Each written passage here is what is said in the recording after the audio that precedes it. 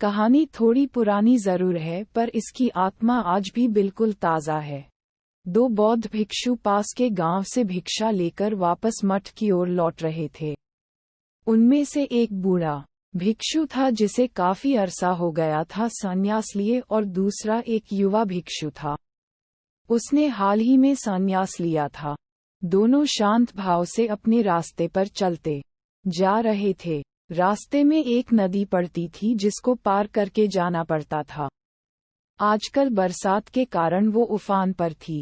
जब वे दोनों उसके तट पर पहुंचे तो उन्हें वहां एक स्त्री दिखाई दी जो नदी पार करने की कोशिश कर रही थी।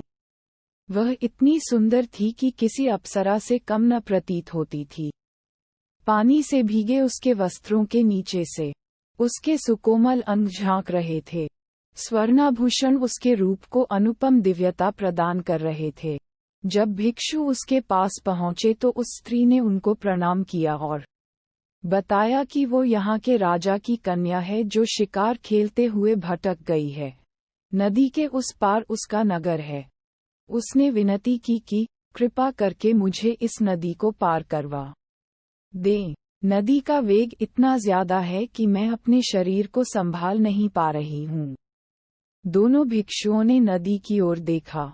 किनारे के उबड़ खाबड़ पत्थर, तल की चिकनाहट और ऊपर से धारा का वेग, कुल मिलाकर उसे पार कर पाना किसी कोमल मनुष्य के लिए अत्यंत कठिन था।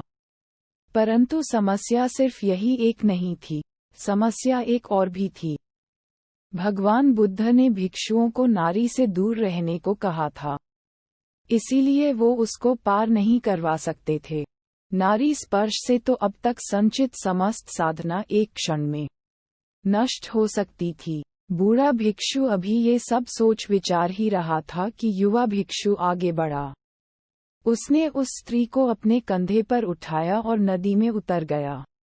बूढ़ा भिक्षु ये सब देखकर हक्का बक्का रह गया। वो भी उसे विस्मय से देखता हुआ पीछे पीछे नदी पार करने लगा। युवा भिक्षु दूसरे किनारे पर पहुंच गया। उसने स्त्री को अपने कंधे से उतारा और उसे विदा दी। वह स्त्री भी उनको प्रणाम करके चली गई। युवा भिक्षु शांत भाव से मठ की ओर बढ़ने लगा। पीछे पीछे बूढ़ा भिक्षु भी तट पर पहुंचा। पहुंचते ही उसने युवा सन्यासी को उपेक्षा के भाव से देखा। बूढ़े भिक्षु की आंखों में क्रोध और दुर्भावना थी। उसने युवा भिक्षु की तरफ मुंह फेरा और शीघ्रता से मठ की ओर पांव बढ़ाने लगा। आवेग में चलते चलते वह विचार कर रहा था कि देखो, एक हम हैं जिन्होंने इतने साल तक अपने ऊपर किसी स्त्री की परछाई तक नहीं पड़ने दी, और एक ये हैं आजकल के युवा सन्यासी। स्त्री की छाया तो दूर, उसे स्पर्श भी किया, और सिर्फ स्पर्श ही नहीं, उसे कंधे पर भी उठा लिया। अभी मठ में जाकर भगवान बुद्ध से इसकी शिकायत करता हूँ।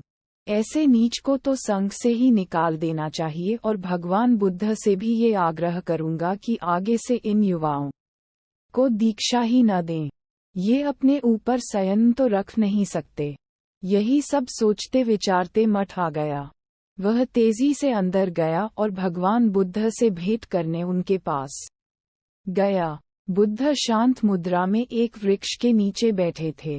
बूढ़े भिक्षु ने उन्हें प्रणाम किया और सारा किस्सा सुना दिया कि कैसे उस युवा भिक्षु ने उस स्त्री को नदी पार करवाए। संघ के सभी भिक्षु इकट्ठा हो गए। युवा भिक्षु को बुलाया गया। भगवान बुद्ध ने उससे पूछा कि ये वृद्ध आप पर जो आरोप लगा रहे हैं, क्या वो सत्य है? क्या आपने किसी स्त्री को अपने कंधे पर उठाकर नदी पार करवाए? अब यहाँ उस युवा भिक्षु ने जो उत्तर दिया वो समझने लायक है। उसने कहा, कौन स्त्री? अच्छा वो, हाँ हाँ, मैंने उसे नदी पार करवाई थी। परंतु भगवान, मैंने तो उस स्त्री को नदी के उस पार से अपने कंधे पर उठाया और इस पार उतार दिया था, पर ये वृद्ध भिक्षु तो अभी तक उसे अपने कंधे पर उठाए हैं।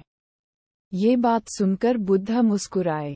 उन्होंने युवा भिक्षु को आशीष दी और कहा कि सच में किसी कार्य में शारीरिक संलग्नता से कहीं अधिक प्रभावी मानसिक लिप्तता है। युवा भिक्षु ने परोपकार की भावना से उस स्त्री को उठाया, इसलिए उसका मन दूषित नहीं हुआ, जबकि बूढ़े भिक्षु का मन द्वेष भाव से भर गया और वे अब तक अशांत है।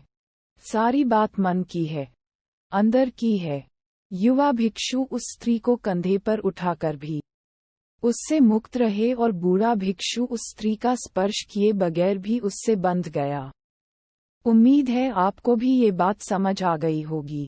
अक्सर हमें अच्छा व्यवहार करने की शिक्षा दी जाती है, जबकि आपका मानसिक आचरण अधिक महत्व रखता है।